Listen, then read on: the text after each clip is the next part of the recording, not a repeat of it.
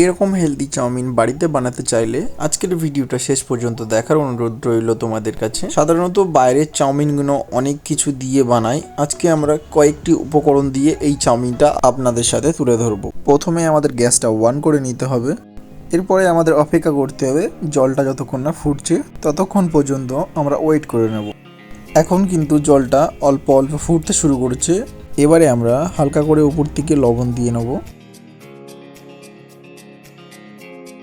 লবণটা দেওয়ার ঠিক 1 মিনিট পর আমরা উপর থেকে 2 চা চামচ রিফাইন্ড অয়েল দিয়ে দেব।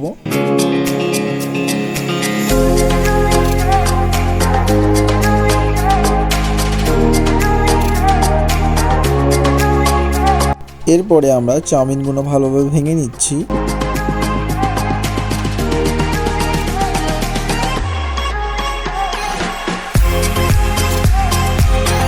এখন কিন্তু জলটা ফুটতে শুরু করেছে, এবারে আমরা চাউমিনগুলো দিয়ে নেব ফুটন্ত জলে।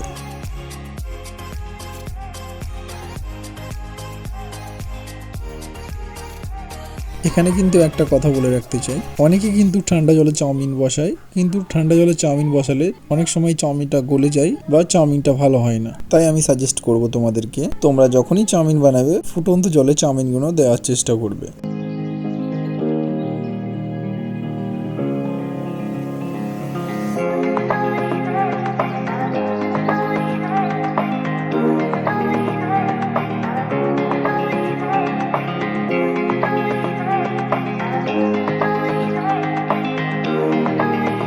প্রায় অলমোস্ট আমাদের চাউমিনটা সিদ্ধ হয়ে গিয়েছে।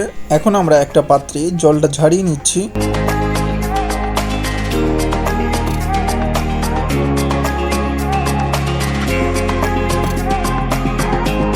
চাউমিনটা যেন তাড়াতাড়ি ঠান্ডা হয়ে যায় এর জন্য আমরা দিয়ে নিচ্ছি 1 গ্লাস ঠান্ডা জল।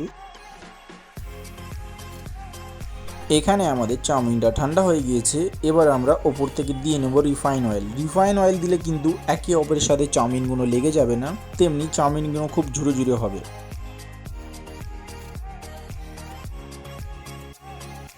রিফাইন অয়েলটা দেওয়ার পরে আমরা খুব ভালোভাবে মাখিয়ে নেব যেন একে অপরের গায়ে খুব সুন্দরভাবে লেগে যায় অয়েলগুলো।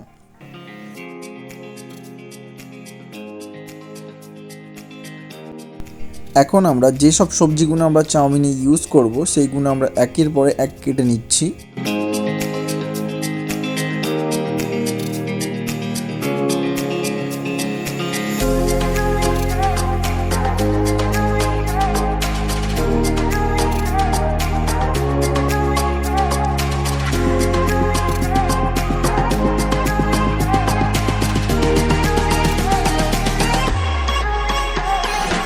আমাদের কিন্তু সবজি কাটা হয়ে গিয়েছে, এবারে আমরা একটা কড়ার উপরে সামান্য একটু তেল নিয়ে নেব।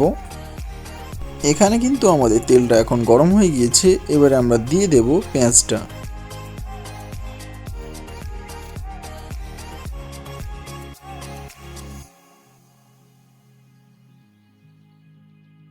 পেঁয়াজটা কিন্তু সামান্য একটু লাল হয়ে গেলে এর উপর থেকে আমরা দিয়ে দেব কেটে রাখা সবজিগুলো। আমাদের হাতের সামনে যেসব সবজিগুলো ছিল অ্যাভেলেবেল আমরা সেই সবজিগুলো নিয়ে বানিয়ে নিচ্ছি, তোমরা চাইলে অন্য অন্য সবজি ইউজ করতে পারো।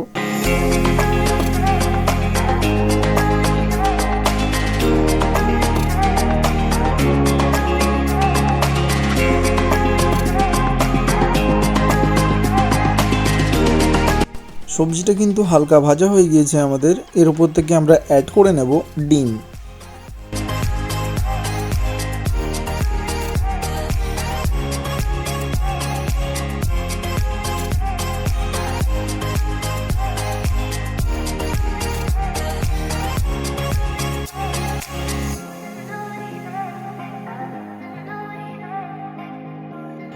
এখানে কিন্তু আমাদের ডিমটা হালকা হালকা ভাজা হয়ে গেছে, এর উপরে আমরা অ্যাড করে নেব চাউমিন।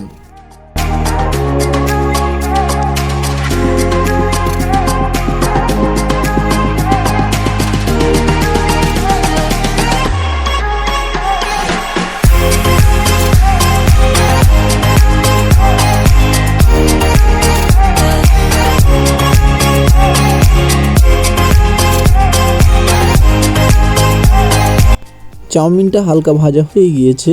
এর উপর থেকে আমরা অ্যাড করব 1 চা চামচ গোলমরিচের গুঁড়ো, তার একই সাথে অ্যাড করে নেব আমরা 1 চা চামচ ভিনিগার।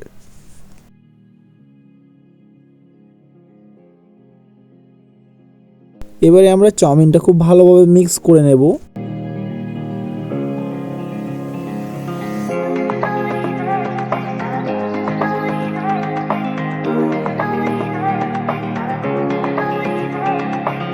চাউমিনে আমরা স্বাদ মতো লবণ অ্যাড করে নেব।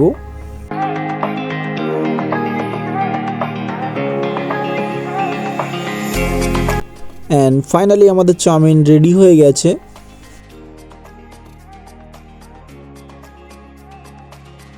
এই রেসিপিটা একবার বাড়িতে ট্রাই করে দেখতে পারো তোমরা। আশা করছি এই রেসিপিটা তোমাদের খুবই পছন্দ হবে।